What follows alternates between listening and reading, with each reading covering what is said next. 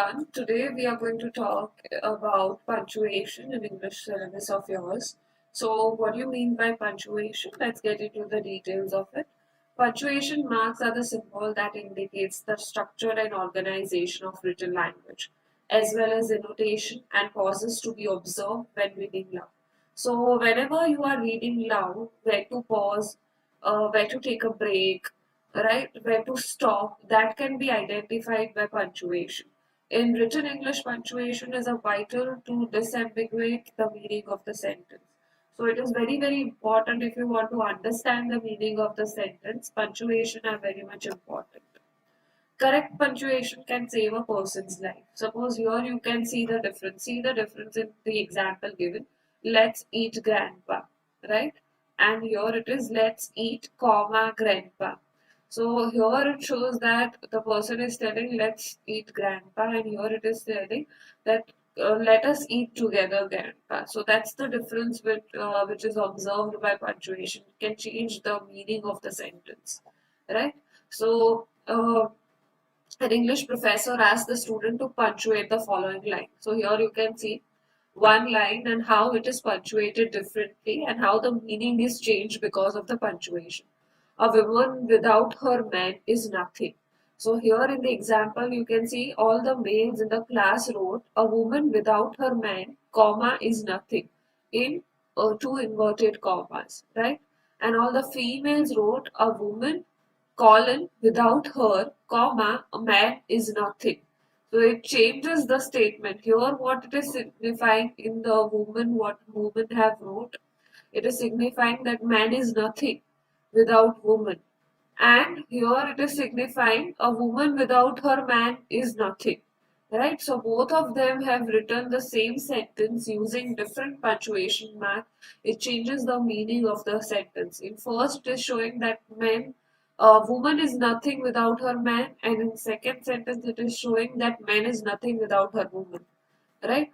So what kind of punctuation marks we utilized in English grammar? It's full stop, ellipsis marks, comma, colon, semicolon, question mark, exclamation mark, quotation mark, parenthesis, apostrophe, hyphen and dash are utilized. Right? So there are 11 punctuation marks which we are going to discuss. Rule 1 is with a computer use only one space after comma, semicolons, colons, exclamation point, question marks, quotation marks, right? Use only uh, one space, right? And rule 2, use no space on the either side of hyphen. So here you can say 22. So there is a hyphen in between, there is no space, right? So first we are going to discuss which is known as punctuation. Which punctuation we are going to discuss is full stop. So use a full stop at the end of complete statement, right? So whenever there is a complete statement, then and only then you can utilize full stop. So I know that you would never break my trust intentionally.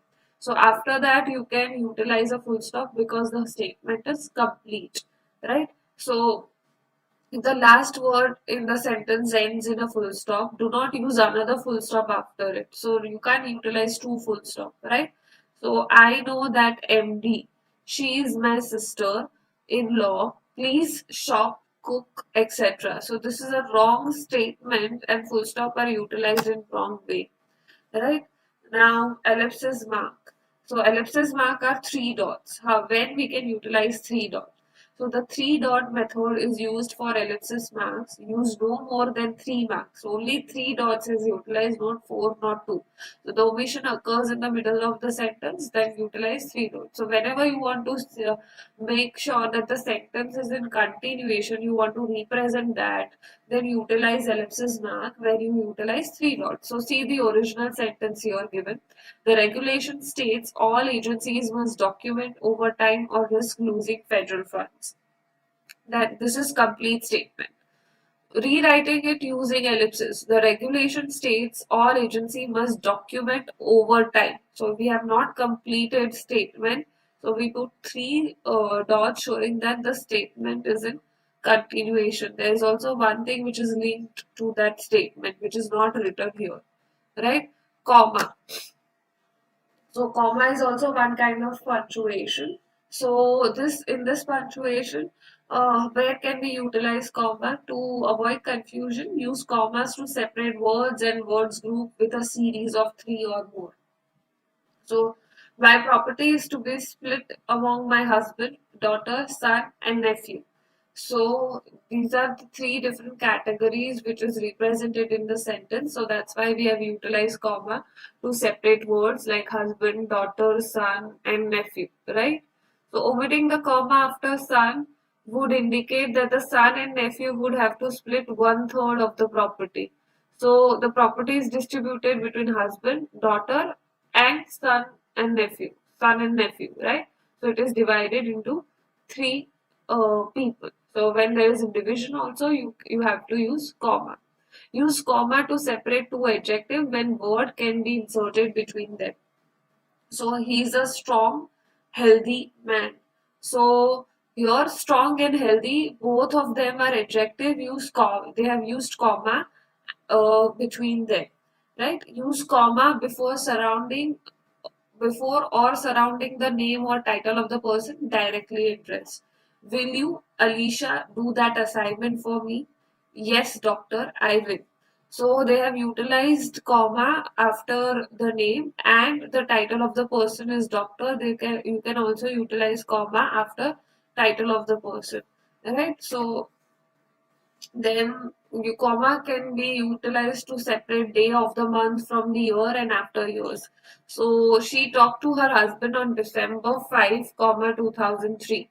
Right? So there you can utilize comma. Use comma to set off expressions that interpret the flow of sentence. So I am, as you have probably noticed, very nervous about it. So the flow of the sentence, there are different set of expressions. So nervous and probably notice. These are two expressions which are explained in one statement, so it is separated using comma. If something or someone is sufficiently identified, the description following it is considered non-essential and should be surrounded by comma.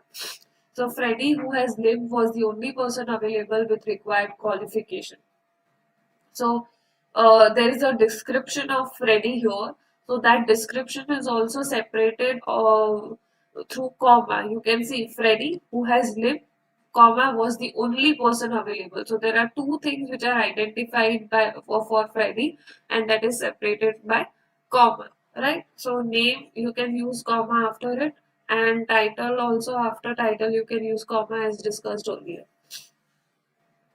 So when the starting of the sentence with a weak clause, use a comma after it.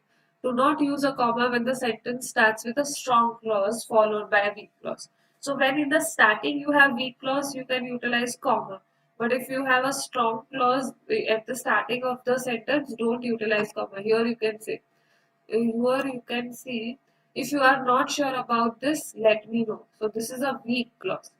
Second example, you can see, let me know if you are not sure about this. So let me know, that is a strong clause. So don't use comma here. Here you can use comma because it's a weak clause. Can you see the difference by seeing the sentence? Yes.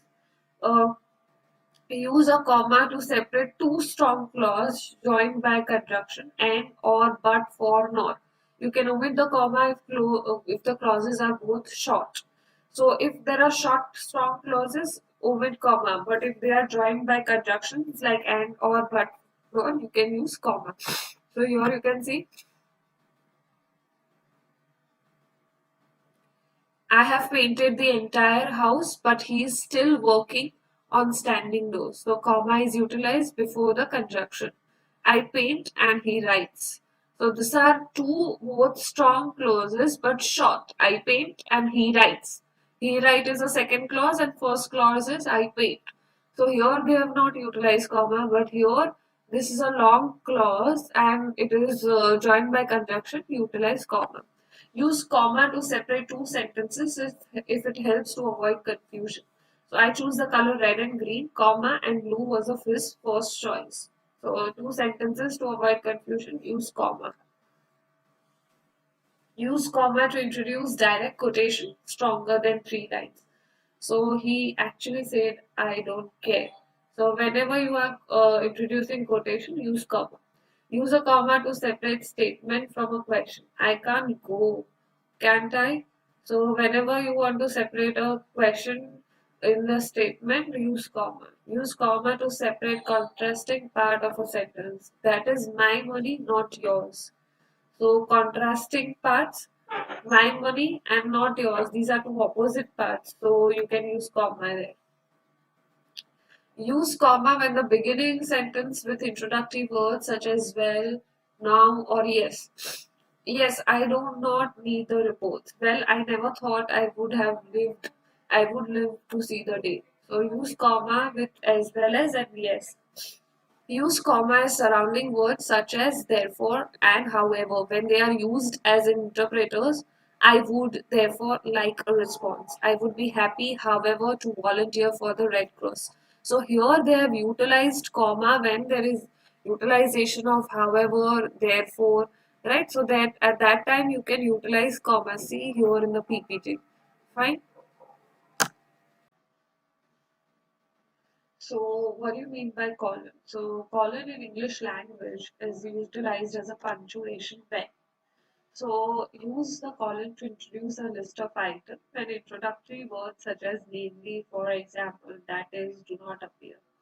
So, here you can see in the example, I want these items, namely butter, sugar, and flour. So, I am listing different items, so you can utilize comma here, but I want the following items when you are listing it, right? Butter, sugar, and flour. So you can also utilize colon in between, right? So a colon should not precede a list unless it follows a complete sentence. So in the first rule, what it was, use the colon to introduce a list of items, right? So when you are introducing list of items, use colon, right? And a colon should not precede a list unless it follows a complete sentence. I want an assistant who can do following things: input data, write a report, and see complex text forms, right? So here you are not utilizing colon, but here following item and then list one, two, three. At that time you can utilize colon. So use a colon when the second clause explains the first clause and no conjunction is being used to connect the clause. If only one sentence follows the colon, do not capitalize the first word of the new sentence. If two or more sentences follow the colon, capitalize the first word of each sentence. So here you can see, I enjoy reading, colon, novels by Kurt are my favorite. These are two clauses, right? Separated by colon. Then here you can see garlic is used in Italian cooking, colon. It greatly enhances the flavor of pasta dishes, colon. It also enhances the flavor of eggplant. So three different statements separated by colon. So here at the starting and ending of the quotation, inverted commas are not utilized. So use the colon to introduce a direct quotation that is more than the three lines in length. So here you can see it is more than three lines in the length.